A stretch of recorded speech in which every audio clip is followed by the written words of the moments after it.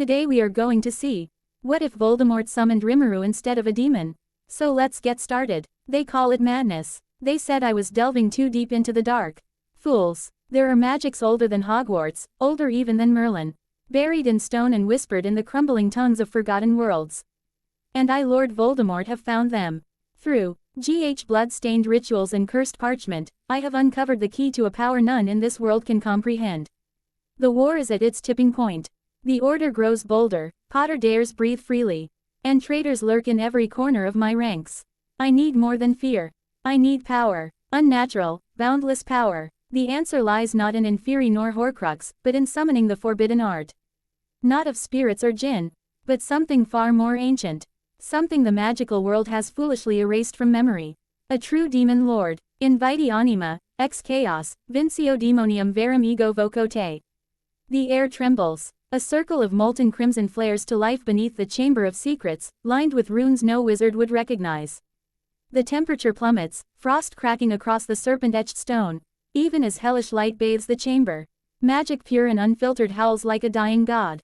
O being of unfathomable strength, heed the contract.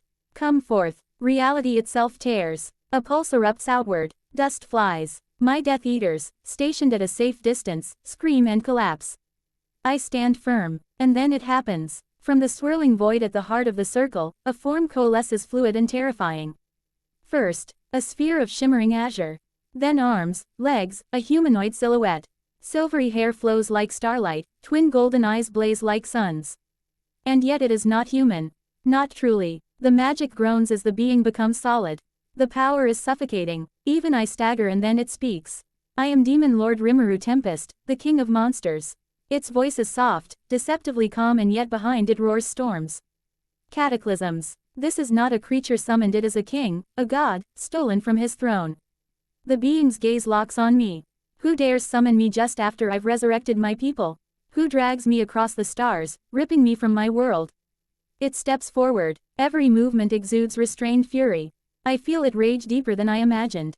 Magic bleeds from its very essence. But it does not strike. Because it cannot. The scrolls had mentioned this, an ultimate failsafe. A loophole built into the spell itself. The summoned cannot harm the summoner unless released. I smile. Coldly. Carefully. You will serve me, I say. Its eyes narrow. For a flicker of a moment, the world holds its breath. Then, Rimuru's voice cuts through the stillness. So that's how it is. This summoning is an ultimate skill. I see even I can't override this binding yet. Its jaw clenches, shoulders shaking. Very well, wizard, I will obey for now. Something in the air chills even further. Not magical but personal. I stare into the eyes of a monster not of this world.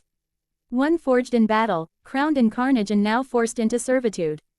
The power I wanted is mine. But what I've bound is not a weapon. It's a storm and it hates me. So as I gaze upon the being before me, I wonder, have I gone too far? He stands in the center of the circle, deceptively human in appearance. His expression is unreadable, a face sculpted in eerie calm. And yet, I can feel it, a pressure, heavier than the dark mark upon my soul. Not magical in the way I know it.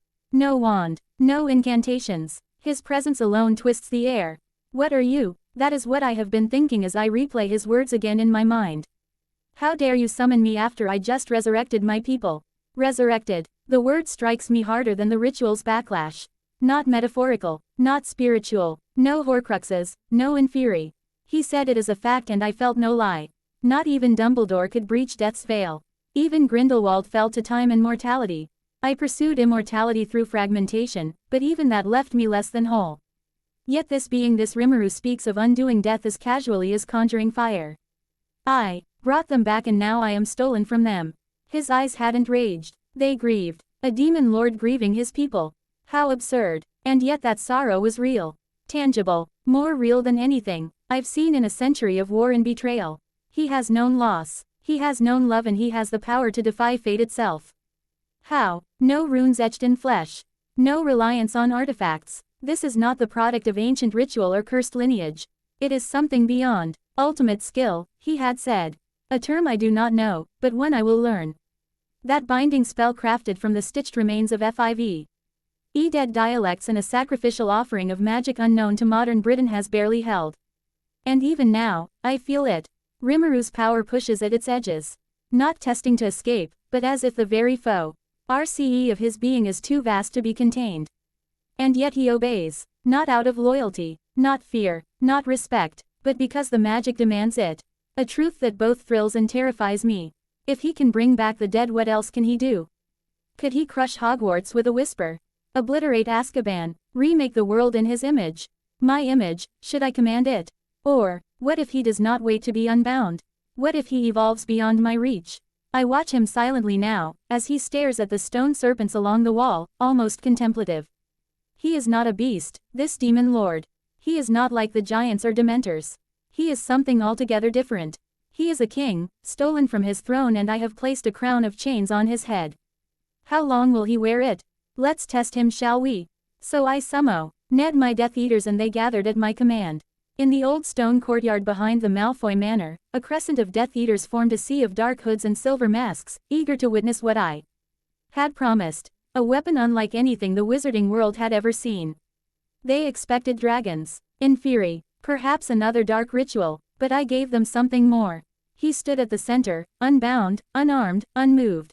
Demon Lord Rimuru Tempest. Behold, I said, a creature summoned from beyond the stars. A lord of monsters. A god of death made flesh. Some laughed. Bellatrix, ever mad, clapped eagerly. Others scoffed at the sight of what appeared to be a boy, young, delicate, almost harmless in appearance. Let them underestimate him. Let them see what I have truly claimed. Show them, I commanded. Rimuru didn't respond. He simply stepped forward. There was no wand, no chant, no gesture, just a breath, and the world shifted. It began as a weight. A sudden, crushing pressure in the air that made every man present gasp. The wind ceased. The birds fled. Even the grass seemed to bend in submission. A wave of invisible force rolled outward from Rimuru's body. Demon Lord's hockey roll fell to his knees, vomiting. Not staggered back, clawing at his throat. Even Lucius trembled, hands white on his cane. What is this? He whispered, voice cracking like old bone. Bellatrix. She giggled with blood in her mouth. It feels like drowning in magic. I stood still and felt it too. A pressure on my soul. Not pain, not fear, something deeper, as though the very world was warning me, this being does not belong here. Yet Rimuru had done nothing but exist. He glanced up. Those golden eyes found a stone golem I'd conjured before the ceremony, a twisted guardian from the Black Forest, impervious to spell and flame. He didn't move. Instead, I heard it. Gluttony, King Beelzebub, and the golem was gone. Not shattered, not burned, just simply erased, swallowed by something formless, vanished from the world with no trace. No spell had been cast. No incantation spoken, only a single thought, a whisper of will. The Death Eaters stared in open horror. What did he do? Whispered Yaxley. He consumed it, I answered. Breathless. Devoured it utterly. They will remember this day. Not as a demonstration, but a revelation. I saw the way they looked at him now, not with pride or hunger, but dread. They feared me, but they revered him, and so did I. Because in that moment, I saw what I had bound. A being with the power to erase life and form, to reshape existence itself. A demon lord who destroyed not with rage, but indifference. He stood silently behind me like a shadow, arms folded, gaze elsewhere. It was as if his mind is in another world, perhaps mourning those he had left behind, and still he obeys me. There was madness in the idea that I had tamed a god. This, I said to my Death Eaters, voice sharp and clear, is the end of Dumbledore. Of Potter. Of the Order. With Rimuru at my side. There is nothing we cannot crush. They bowed, shaking, but I saw the question in their eyes. How long will this creature obey? I didn't care. I had no time for fear. Because in this moment, I had done what no wizard had dared, summoned death and made it kneel. The demonstration was over, and yet, the air still buzzed with magic too dense to fade. The Death Eaters scattered like frightened rats, bowing, whispering, stealing glances back at him. At Rimuru, my new secret weapon, my crown jewel, my chained god, and I am his master. I led him down a narrow stone corridor beneath the manor. A relic from the first wizarding war, lined with iron bars and reinforced wards, built to contain cursed beasts and magical anomalies. In those days, I had imprisoned trolls, chimeras, even an acromantula queen. It was secure, isolated, convenient, a perfect place to keep something dangerous. We stopped before the final cell. Wide, cold, bound in enchanted steel. A few remaining scorch marks on the wall told stories of past inmates. This will be your chamber, I said, turning to him. Rimuru tilted his head, then smiled, but it wasn't warm. You mean to cage me? There was no heat in his tone, just quiet disbelief. Like a god being offered a seat at a child's table. He didn't move, didn't step inside. His arms were crossed, golden eyes glowing faintly. The same eyes that had erased a golem with a thought. I felt the pressure ripple again. Subtle, but unmistakable. Demon Lord Haki, leaking like a passive threat. The temperature dropped. The corridor dimmed. A normal man would have apologized. Perhaps bargained. I did not. You are under my command, I said calmly. You will obey. His gaze sharpened. That subtle flicker of rebellion still burned beneath the surface. But then it happened. The binding flared. Magic pulsed along his form, shackles woven into the spell that tied his very will to mine. His body twitched, not in pain, but as though some higher part of him was being pulled downward. A breath escaped him and then he stepped inside. Silent, composed and obedient. He sat in the corner, folding his legs like a monk. His aura dimmed, but his expression did not soften. Not even slightly. I stared at him through the bars. There was no victory in his face. No acknowledgement of defeat. Just cold, calculating stillness. As if the cage were not a prison, but a pause. A delay. Do you intend to humiliate me like this forever? He finally asked, voice low. I smirked. You are not a guest, Rimuru. You are a weapon. The moment the words left my mouth, I fell. Something stir behind those golden eyes. Not defiance. Not rage. Just a quiet, simmering promise. Later that night, as I lay in my chambers, I thought of that look. I had caged dragons before. But this was a being that had ruled nations. Resurrected the dead, slaughtered gods and called it duty, and I had placed him beneath stone and steel like a common beast. How long will this spell hold? And when it breaks, would I still be Lord Voldemort? Or just another name on the long, forgotten list of those who tried to control Rimuru Tempest? Voldemort's pav. He does nothing more than I order, and yet, he could do everything. That contradiction circles in my thoughts like a serpent consuming its tail. Fascinating, maddening and dangerous. Rimuru Tempest remains silent in his cell. No complaints, no demands, but he watches, always watching, the stillness of a storm trapped in a glass jar. I should be afraid, but I am not. No, I am enthralled. In him I see the answer to every limitation I have ever despised. The Ministry, dust, Dumbledore, a relic, Potter, an accident, but Rimuru, he can devour anything. Walls, magic, matter and even concepts. I saw it when he used that power, Beelzebub. The golem vanished, and I felt no trace. No residue, not even magical ashes. What kind of power consumes without leaving reality a corpse? But still he only obeys. He does not explore, he does not offer, he does not unleash, not unless I speak. It's intoxicating to have a creature capable of wiping out the order in seconds, and he waits for my command. Destroy the wards, I could say, and Hogwarts would fall like glass. Find Harry Potter, and the boy would be in my grasp before sunrise. Rewrite the world, and perhaps he could. He is power made manifest, but sealed within words. My words. There are gods in the myths of the East who crafted mountains with their breath. Rimuru is their equal, and I, Voldemort, have bound him like a tamed dragon, and yet, the cage nags at me. Because deep down, I know, he does not follow me by will. He follows because he must. Not out of loyalty, not even fear, simply because the magic says so. That is my leverage, that is my chain, but chains can break. Not now, not soon, but eventually. He studies this world quietly. Listens, watches, learns. He already speaks in our tongue. Knows our structures, adapts faster than any magical beast I've ever encountered. He's waiting, planning, but until then, he is mine and I will use him. Not merely to destroy Potter. That would be wasteful. No, he will reshape the world for me. He will crush Dumbledore's legacy, annihilate blood traitors, purify the magical world. There will be no need for secrecy, no need for whispers. I will build a new magical order, one without weakness or compromise, and Rimuru will stand at my side. The wizards of the future will not study Grindelwald or Merlin. They will not even remember Salazar Slytherin. They will speak only two names. Voldemort and the god I tamed. Enough waiting for now. The order grows bold again. Raids, sabotage and whispers of rebellion. They've mistaken my quiet for weakness. They think they still have time. They don't. It's time to make the world remember who holds the wand now. Who holds the god? The raid was simple. A safe house, known to the order, hidden under layers of enchantment and guarded by half a dozen Aurors and Dumbledore's favorite pawns. The Weasley parents, Shacklebolt, even old Mad-Eye Moody crippled but still dangerous. An ideal target. Destroy it, I commanded Rimuru.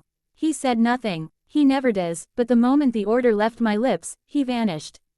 No wand, no apparition, just gone, like thought made motion. When he returned, hours later, he stood in the courtyard with his arms folded and his clothes unstained. He didn't boast, didn't smirk, he simply spoke. The safe house has been neutralized. I raised an eyebrow. Elaborate. His tone remained cold, detached. All anti-apparition barriers were consumed. I removed the structural foundation using Beelzebub. Magical defense collapsed within seconds. I left the survivors unconscious. You spared them, I asked sharply. You didn't order me to kill them. A pause. Not defiance. Precision. He truly only does exactly as I command. Shacklebolt lives. Moody, too. I could have had them dead. Their corpses on display. And yet, I clenched my jaw. A waste. But also a revelation. If this is what Rimuru could do while restrained, then what could he do with specific commands? Next time, leave no survivors, I said. He nodded once. There was no anger in him. No guilt. No hunger for battle. Just a strange, eerie emptiness.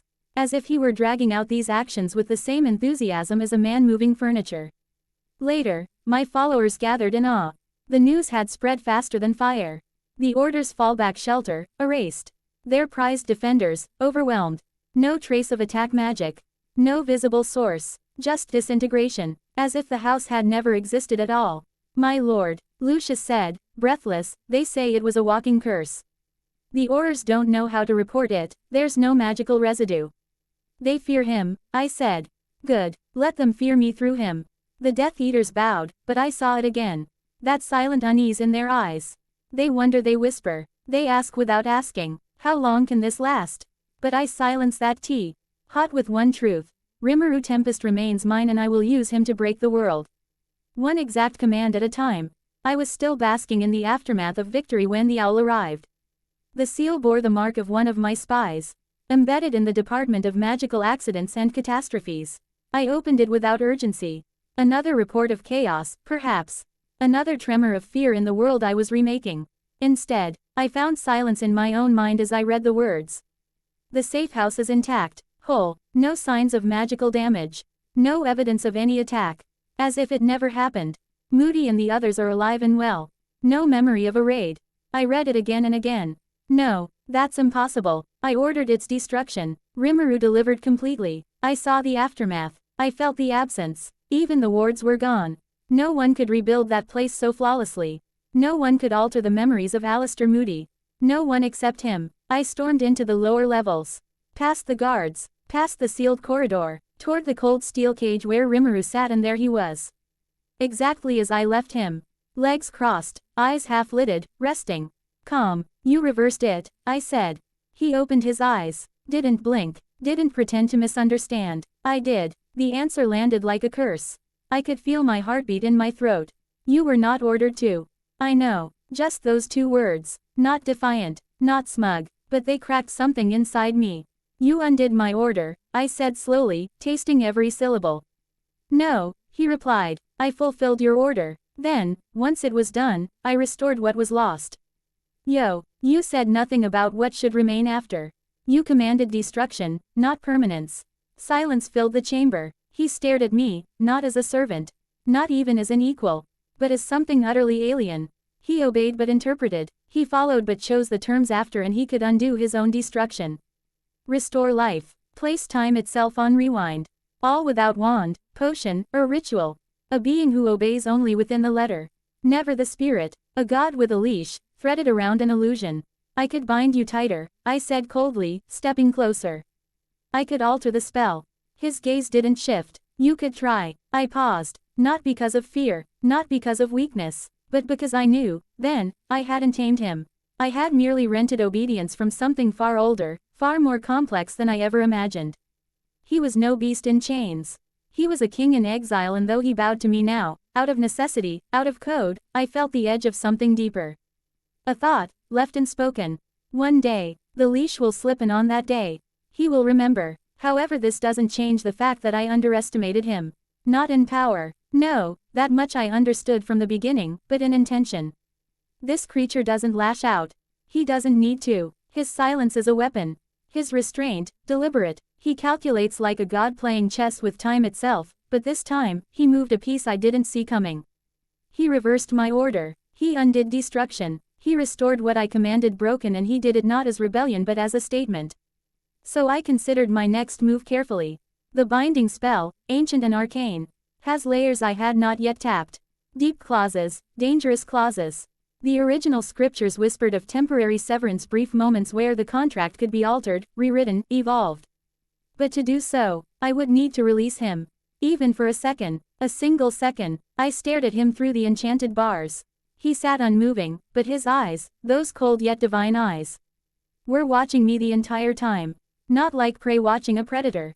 Like a predator watching an idiot who thinks he's safe. I could modify the contract, I said aloud. Tighten it. P away your ability to act outside the boundaries of spoken command. He didn't flinch, didn't blink, didn't need to, and then, softly, so softly I almost didn't hear it, he answered. You could. The silence that followed felt like a noose tightening around the room. Then he added, but to do that you'll have to free me. A beat, even for a second, another pause. Then his tone shifted just slightly. Still calm, still composed, but now, it carried promise. And I only need a second to kill you. I felt it, a tremor in the magic. Not from him but from the very universe around him. Like reality itself flinched at his voice. My fingers curled unconsciously around my wand. Not in preparation, but in reflex. You're bluffing, I said, though it sounded weaker than I intended. He tilted his head slightly. Am I? The way he said it, not a challenge. Not a threat, a truth. I could strip the spell. Tighten the leash, but to do that, I'd have to loosen it first, and for 1 second I would not be his master. I would be just another target. Just another man. Just another mistake. I left the cell in silence. I didn't speak. I didn't give orders. I didn't even look back. Because for the first time since I summoned him, I realized. I may be the Dark Lord of this world, but in that cage sits something that can end it, and he's only following orders, for now. Dumbledore's paw. The letter came at dawn. Kingsley's handwriting, the always neat, always precise, was shaking. That alone told me everything before I even opened it. Albus, we were attacked last night. At least we believe we were. The safe house collapsed. Everything gone, and yet when we awoke, hours later, we were back in it. Whole and unharmed. The building was restored. No injuries, no magical trace, and no memory of how it happened. Moody is rattled. Arthur can't explain it. I don't know what to believe. I set the letter down slowly. I had read such words before. During my youth, when exploring magical anomalies in distant corners of the world. The odd reversal of events. The quiet presence of powers that did not obey wandlore, or magical theory, or even time itself. But never here, never in the middle of this war. Never under Voldemort's hand. I called the order together that afternoon, those who had been at the safe house, and those who had not. Every one of them gave the same report. A flash of overwhelming pressure. A silence like death, and then nothing. Then waking up, intact and unharmed. Mad Eye stared at me longer than usual. Albus, this wasn't magic. At least, not the kind we've seen. I've faced giants, dementors, the killing curse. This was different. It didn't feel like an attack. It felt like we'd been erased. No counter curse. No detection spells worked. Even the residual ambient magic, the key ND that lingers after heavy spellwork, was absent. Almost as if the very fabric of what happened had been sewn back together. Perfectly. Restoration without trace. An attack removed from time. Only one wizard I've ever known could tamper with magical memory like that. But not even Voldemort has this kind of finesse. He's powerful, yes, but brutal. Crude. Always eager to prove his dominance. This was surgical, precise and cold. Which meant, quite clearly, he's not working alone. I stood at the window of Grimmauld Place long after the meeting ended, my tea untouched. Something darker than Voldemort is stirring. He's always sought power through fear, through blood. But now it seems he's found it. Or perhaps, it found him. I don't know what this being is, what force could undo a battle as if it never occurred. But I know this. Magic leaves scars. Even time leaves wrinkles. But this power leaves nothing, and that terrifies me. The room fell still before I even saw him. It wasn't apparition, not a portkey, not even a ripple of magic in the usual sense. He simply was there. One moment, nothing. The next a figure standing in the center of my study, calm, composed, and wholly unfamiliar. Not human, or rather, not only human. The figure looked young, blue hair, strange yet striking clothing, and eyes too ancient to belong to that youthful face. Eyes that had seen more than any soul should ever witness. I stood slowly, wand not drawn but not forgotten, either. He raised a hand gently. "Don't be afraid, wizard. I don't intend to harm you." His voice was soft, clear, not threatening, but even his words carried weight. The kind of weight you feel behind prophecies, or inside tombs too old to name. "Who are you?" I asked carefully. "Rimuru Tempest." He spoke the name as if it meant something profound, and it did. It was the name behind the impossible. He confirmed it before I could ask. I was the one responsible for the incident and for its reversal. I nodded slowly. That much I suspected. No one else could have performed such a precise restoration, not even time turners work so completely. But why? His eyes narrowed, cold, calculating. Because Voldemort ordered the destruction. And I had no choice but to obey. But the moment his command ended, I found a loophole. He said to destroy it. He never said it had to stay destroyed. "So you reversed your own magic?"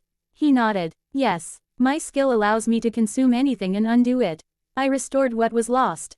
And I made sure no one could remember the moment of its erasure." "But you," he added, eyes locked on mine, "you're harder to fool than the others." "You sensed it." I didn't deny it. There was a faint hum around him, not the same kind of magic I've spent a lifetime mastering, but something deeper. Wilder. Pure conceptual power. Not built on spells, but laws. "You are not from this world," I said finally. He looked away, then back.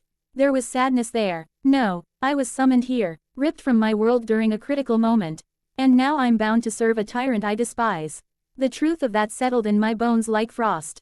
He continued. "I'm trapped in a cage under Voldemort's stronghold. A magical binda, an ultimate skill that even I cannot break alone. As long as he gives the orders, I must follow. But," he smiled faintly, "even chained, I found a way to resist. And now, I'm reaching out. Because I believe you understand something Voldemort never will." I didn't speak. That control is not the same as power. And trust is not the same as fear. He stepped closer, his presence no longer terrifying but mournful. "I hate Voldemort and I want him gone." He extended a hand. "So I come to you, Albus Dumbledore, not as a servant, but as a prisoner seeking a shared enemy. I cannot free myself, but perhaps with help, I can tip the scales." I looked at the outstretched hand. It was then I understood. This wasn't just a magical creature. This was a god in chains, and he was asking me to help him break them. He stood there still, radiant and calm, like a being sculpted from both myth and miracle. But his next words shattered even my most extreme expectations. "What you see before you is a weaker version of parallel existence. There are currently two versions of me, one I maintain here before you while my other body remains under Voldemort's control." I froze. An illusion? No, this was more than that. It had weight, will, presence. I can't defy the contract in my other body. It's me after all, but through this I can observe, whisper, intervene, in small ways without being noticed. "I've been you. Sing this form to make his life inconvenient." His smile turned sharp, dangerous. "Be grateful I was the one summoned, Dumbledore.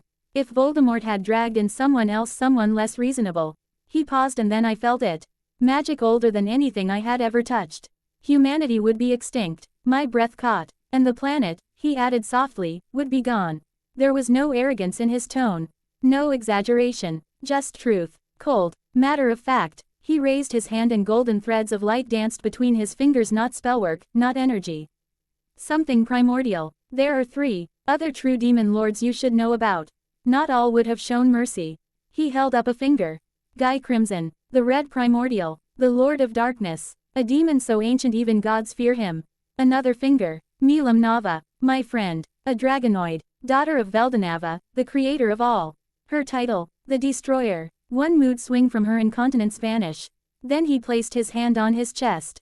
"And me, Rimuru Tempest, demon slime, king of monsters, the noob." He looked into my eyes, and I saw no malice there, only the impossible tension of a god trapped in a war of mortals. "I'm the one who chose balance. Who gave monsters a home. Who stopped wars, not just won them. I am the demon lord who harmonizes humanity and monsters." A long silence followed. Outside, a breeze passed through. The ancient stones of Grimmauld Place. Inside, my world had just expanded beyond comprehension. Not just a summoned servant. Not even a simple tyrant's tool. Voldemort had summoned a cosmic corners tone, and now he held it on a leash he didn't understand. Why tell me all of this? I finally asked. Rimuru smiled. Because I can't break the chains myself. But you can find the cage, and once I'm free. The projection began to fade, the light retracting into shimmering motes. His final words echoed as he disappeared. I'll finish what Voldemort started properly. Harry's paw. It started like any other strange day at Hogwarts. Whispers in the halls, rumors of a Death Eater raid that was undone by some unknown force, and Dumbledore moving like a man carrying a secret too big for the world. But this wasn't anything I could have imagined. I was alone in the courtyard after Defense Against the Dark Arts, thinking about the way my scar had started burning again. Sharper than usual, more focused. Like it wasn't just sensing Voldemort. Like it was sensing something else. That's when the boy appeared. Not walked up, not ran over, just was there, as if the air folded and chose to place him beside me. He had blue hair, golden eyes, a jacket that didn't fit any school dress code. No wand, no robes, but every part of me screamed magic. Not the kind I'd learned from books or classes. Something older, deeper. He stared at me. Human, he said, calm and clear, state your name. I blinked. Harry. Harry Potter. His gaze sharpened. Then something strange passed through his eyes. Recognition, maybe. Relief. You have a hero's seed. I didn't move. I didn't think I'd find one of you in this world, he added. He said it like he wasn't part of this world. Like he was just visiting. I'm not here to hurt you, he said. Even though I'm a demon lord, I don't have anything against heroes. A pause. On the contrary, I'm friends with most of them. The words didn't make sense. But my scar burned again like it wanted me to listen. Who are you? I asked, voice low. He smiled. Rimuru Tempest, demon slime, king of monsters and a true demonlord. He said it like it was normal. Then he stepped closer slowly, carefully. I want to offer you something special. What kind of something? Power. Enough power to defeat the evil wizard of this world named Voldemort. That name froze the air between us. But he wasn't done. He pointed at my scar. And I can remove the fragment inside you. My heart stopped. You know about the Horcrux? He nodded once. Of course. It's obvious to someone like me. That thing in your scar, it's a piece of Voldemort's soul. If you try to kill him while it lives in you, you'll never truly win. I can take it out. Safely. I didn't know what to say. Dumbledore had always danced around this. The prophecy, the bond, the scar. But here was someone who spoke the truth flatly. No riddles. No half answers. Why help me? I asked. Because Voldemort is my enemy too. I was summoned by him. I am bound by an ancient spell, but I hate him, and because, he smiled faintly. Heroes and demon lords don't always fight. Sometimes they change the world together. Harry's paw. I stood frozen. The wind stirred the edge of my cloak, but my heart wasn't keeping pace. Rimuru Tempest, this being who called himself a demon lord, chaos creator, king of monsters, was offering me something beyond belief. He wasn't bluffing, I could feel it in my bones. Magic, but not the kind I knew. It wasn't like a wand's focus or even wandless instinct. It was woven into him like his very existence was a spell. He looked at me again, calm and kind. Your body is fragile by my world's standards, he said, and it won't survive Voldemort's curses forever, especially with that Horcrux inside you. But I can give you protection. I swallowed. What kind of protection? He extended his hand, not threateningly, just open. And then he said the words. Magic resistance and curse immunity. My breath caught. Those are not just spells, Harry. They're skills. Innate. Passive. You won't need to cast anything. Once they're given, they'll be a part of you. Just like breathing. Magic resistance will lessen the effect of spells. Especially dark magic. It'll feel like rain instead of fire. Curse immunity will stop long-term effects like the slow poisoning of your scar. Like the pull of the Horcrux inside you. I stepped back. You can do that. Just give someone abilities. He smiled gently. In my world, yes. I've done it before for people I trusted. I've granted strength to those who had nothing. Helped rebuild lives from ashes. He looked at me, eyes glowing gold. I don't need your loyalty. I don't want your obedience. But I do want Voldemort gone, and if I can do it myself, yet then I'll help someone who can. You. A moment of silence passed between us. Why me? I asked. He tilted his head, as if the question surprised him. Because you still care, even after everything. That's what a hero is. He stepped forward slowly, raising his palm just inches from my chest. With your permission, I'll embed both skills directly into your core. It won't hurt. Just breathe. I didn't move, didn't speak, but I nodded. It was like nothing I'd ever felt. Not painful, not even warm, just deep, like someone rewrote the laws inside me. Not with a wand, not with potions, with will, with intent. A blue glow passed through his hand and into my chest. Symbols I didn't recognize shimmered for just a second then vanished. Skill acquired. Magic resistance. Skill acquired. Curse immunity. I gasped. Not from pain, from clarity. The scar on my head didn't burn. For the first time in years it was silent. There, Rimuru said softly. Now, the next time Voldemort tries to curse you, he won't like what happens. And the Horcrux, we'll deal with that next. Carefully. But now, you have something that not even Dumbledore could give you. He smiled again. An edge. The world felt different now. Not louder, not brighter, just lighter. Like I'd been carrying something for years without realizing it, and now, it was gone. No pain, no heat behind the scar. No whisper of him. Rimuru stood in front of me, golden eyes calm as ever, watching me like someone watching a newly hatched phoenix trying its wings. It'll take time to fully adjust, he said. But the skills are settling in now. I nodded. I felt them not as spells, not even as thoughts, but as truths now etched into my body. Like they had always belonged, just waiting to be awakened. There's something else, Rimuru added. More serious this time. These skills aren't just passive defenses. They react to intent. I looked up sharply. What do you mean? The darker the intent behind a curse, the more your body will resist it. And when the hatred is deep enough, like with the unforgivable curses. He paused, then said it clearly. You'll be immune. My heart skipped a beat. The killing curse. I whispered. It's not about the words, Rimuru said. It's about the heart behind them. Avada Kedavra works only when the caster means it fully. Totally. That killing intent fuels the curse. Your resistance is now fed by that same malice. He smiled faintly. The darker their heart, the stronger your shield. I stood in silence, letting the thought settle. No more ducking behind cover. No more hoping to dodge green light. If what he said was true, Voldemort won't be able to kill me. Not anymore. Rimuru nodded. Not with curses. Not with hate. Not unless you let him. He walked a few steps away, glancing up at the cloudy sky. This world doesn't know what true power is. It thinks power is fear, control, chains. He turned back to me. But real power is freedom to fight without breaking. To defend without falling. You're not just a boy with a prophecy anymore, Harry. You're a hero becoming something this world has never seen. And in that moment, for the first time since I learned who Voldemort was, I didn't feel like his prey. I felt like his equal.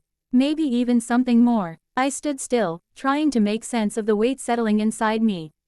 Magic resistance. Curse immunity. Protection that laughed in the face of unforgivable curses. It should have felt impossible, yet it didn't. It felt right. Rimuru watched me with something strange in his expression, not pity, not pride. Something older. Respect. Then he spoke again, this time slower, more serious than before. The only reason I can gift you this is because you possess the hero's seed. I blinked. The what? He stepped forward, tapping his chest lightly. In my world, it's a sacred trait.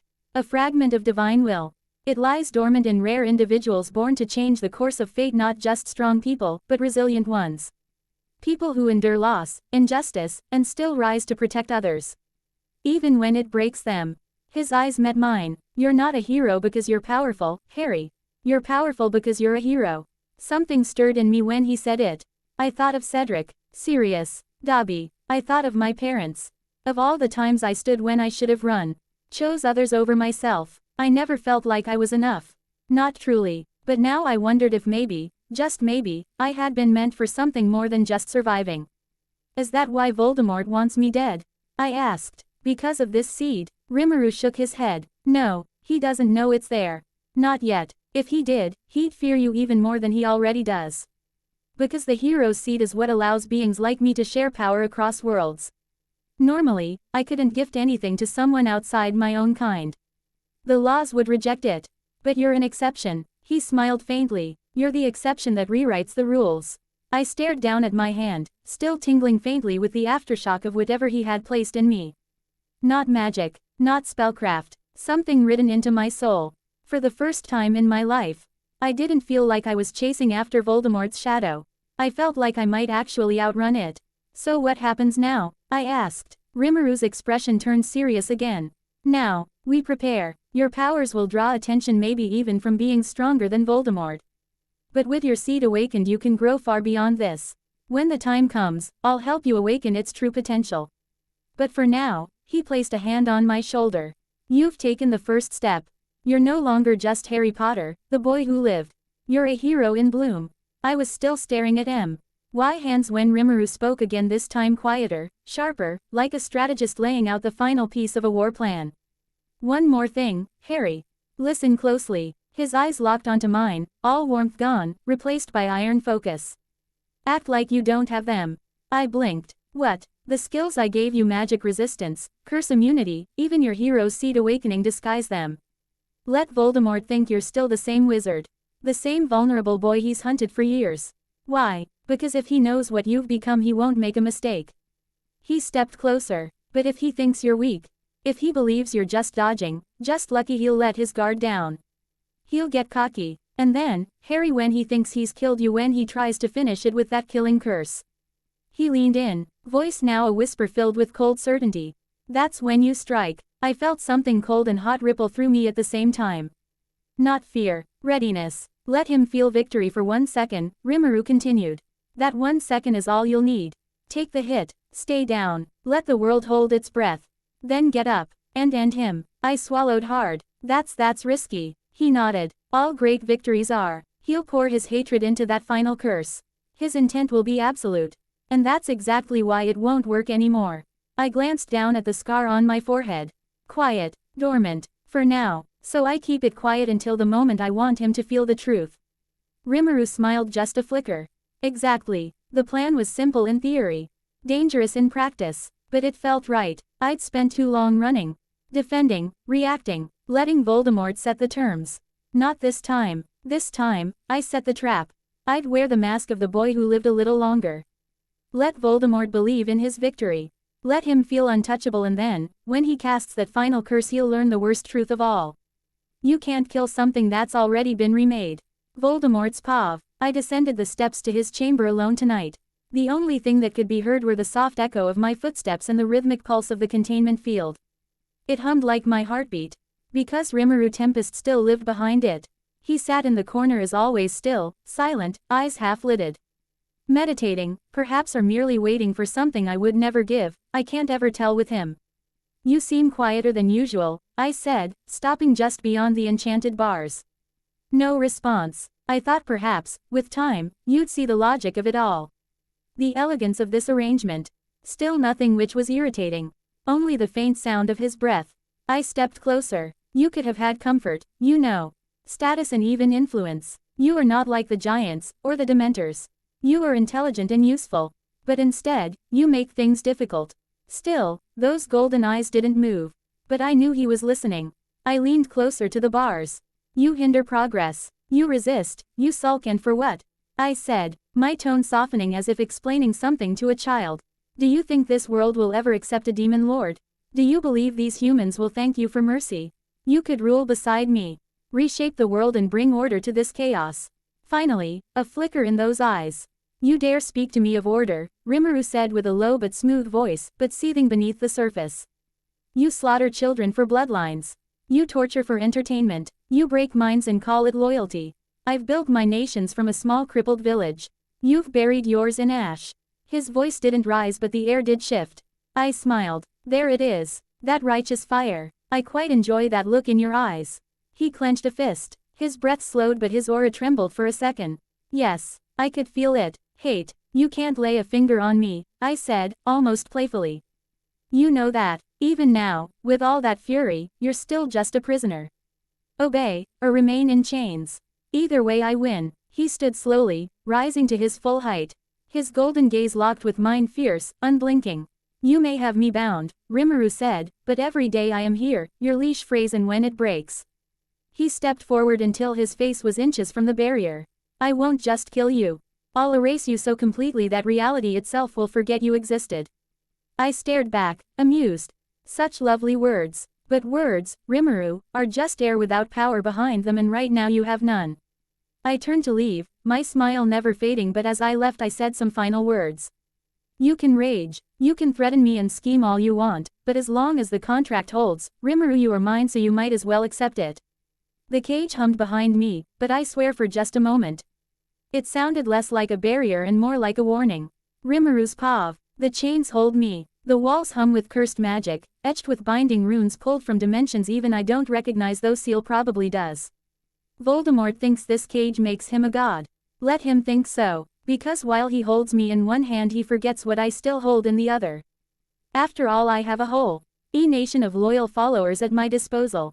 Besides, I could easily escape those chains, but then he would add more security and I couldn't move as freely as I could do now.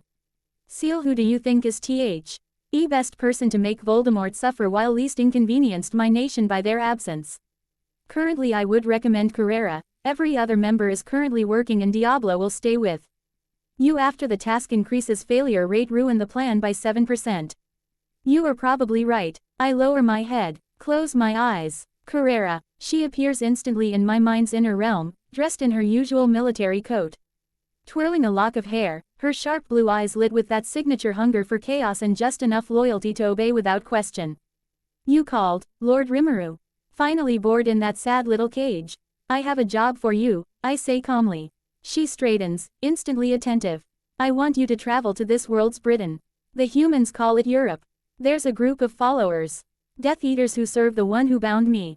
Her eyes glint. Kill order. No. Neutralize them. Break their wands. Knock them unconscious. Leave no lasting injuries. She pouts slightly. That's not as fun. I smile faintly. But destroy their homes. Their wealth. Their pride. Let them watch everything they own burn. Shatter their symbols. Scatter their secrets. Give them a scare so deep they dread shadows for the rest of their miserable lives and make them suffer as much as you like. Her eyes widen with delight. Now that sounds fun. I nod. And Carrera. Yes. Don't let them die. Oh, they'll scream louder that way. Quote, understood. I'll give them a lovely little apocalypse.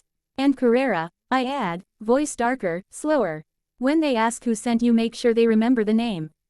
Rimuru Tempest. No. Say it like this, the god in chains is still watching.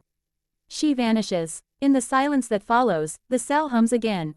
But now I smile, because while Voldemort leans smugly on his leash, I whisper to myself.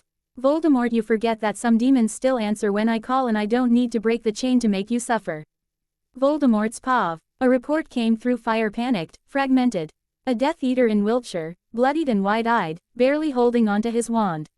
My lord, we didn't see her coming, she just appeared. There was light destruction, not magic, not. The connection cut. The flames snapped shut. At first, I thought it was Dumbledore. Or perhaps Potter, emboldened by foolish prophecy and adolescent rage. But then came the second call and the third. By the fourth, I was listening in silence. A girl, they kept saying. Yellow hair, black coat, no wand, and yet the damage left behind was unprecedented. The Lestrange Manor, leveled. The Caro estate, reduced to rubble, its magical wards peeled off like cheap wallpaper. They weren't dead. That was the strange part. Every one of them left alive. Crushed, powerless, wands snapped, kneecaps shattered, but alive, intentionally. She didn't kill us, one muttered through broken teeth. She said, the god in chains is still watching. Then she laughed and left. The god in chains. I froze. Then I turned slowly toward the stairwell that led down to the cage. Rimuru, he hadn't moved in days. He'd spoken nothing. And yet, did I order this? No, I would have known an intruder, and that meant something had slipped. I stormed down to the cell. He sat in the same corner, same expression, eyes half-lidded, calm, composed. As if nothing had happened. As if he hadn't just unleashed an apocalypse in a black coat. You've been busy, I said. His golden eyes met mine. He said nothing. A girl, blonde, destroys like a bomb but with no wand. She claimed to act in your name. He didn't smile, but he didn't deny it either. Your contract forbids you from acting without my command, I said, tone sharper now. So what is this? Finally, he spoke. I didn't act. I asked for help. I felt the temperature drop. Not in the air but in me. You summoned someone. No, he said calmly. I don't need to summon. I merely called her in my mind. His eyes sharpened slightly, and she answered her own way. I stared at him. One part of me was furious at the audacity of it. Another part was unnerved, because this wasn't Dumbledore's rebellion. This wasn't Potter's prophecy. This was something outside the game. The reports continued, not of death, but destruction. Whole strongholds reduced to scorched ash. Vaults annihilated. Ancestral relics torn apart. One of the Rosier family. Lee's ancestral guardians and immortal shadow construct disintegrated. And still, not one casualty. It would have been better if she killed them, because terror lives longer in the survivors. I returned to the cage again. I didn't knock. I didn't announce myself. The wards opened at my will. He was waiting, of course. Still shackled and still so irritatingly calm. But I could see it now, his eyes held a glint of something not quite human. Not anymore. You didn't summon her and yet she acts in your name, I said slowly. She claims to serve you. He tilted his head. She does. Then you've broken the contract, I snapped. No, he said softly. I didn't order her. There was a pause. Then he smiled, but not kindly. Carrera is dangerous. Even by my standards. She's not under my direct control. She's not even particularly loyal as she has not even long ago joined a follower recruited her, not me. That made me pause. Then why? She simply enjoys destroying, Rimuru interrupted. But he only does it in the name of something she deems worthy. He looked directly at me now, his golden gaze sharpened to a blade's edge. And in her mind I am worthy. So she burns cities in my name. Not because I asked, but because she wants to. I stared at him. That was worse than loyalty. Loyalty could be broken, controlled, bargained with, but devotion without rules. She is my least loyal follower, Rimuru continued. Tone quiet but firm. And yet she's also my most dangerous, because she doesn't destroy to win. She destroys for joy, and right now she's playing a very loud game. My fingers clenched around my wand. I considered options, traps, counter curses, but part of me knew that no spell I had could bind something like her. Not if she operated outside the system I built. Outside my world's laws. You brought this chaos here, I hissed. Rimuru didn't look away. No, you summoned it. I just gave it a reason to care. He leaned back against the wall, closing his eyes. Let me go, Voldemort, or pray she doesn't get bored, because without my help everything you own will burn to the ground. The end.